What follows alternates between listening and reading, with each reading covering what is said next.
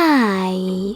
In front of me is Redmi Pad SE, and today I would like to show you how you can add audio or video files to text message.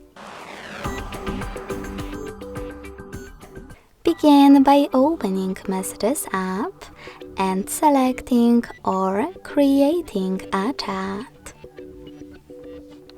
When you're ready, tap on this icon with a photo and a paper clip at the bottom right corner.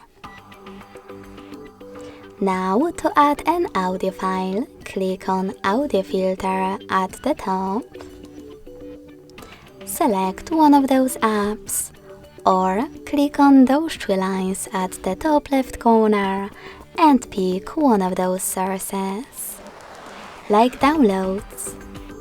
Wherever you decided, after locating your file, you can finally hold it and tap on Select at the top right corner to attach it.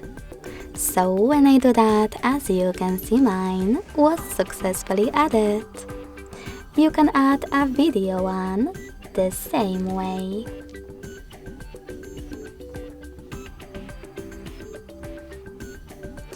Thanks so much for watching. If you enjoyed this video, don't forget to leave a like, comment and subscribe. Bye!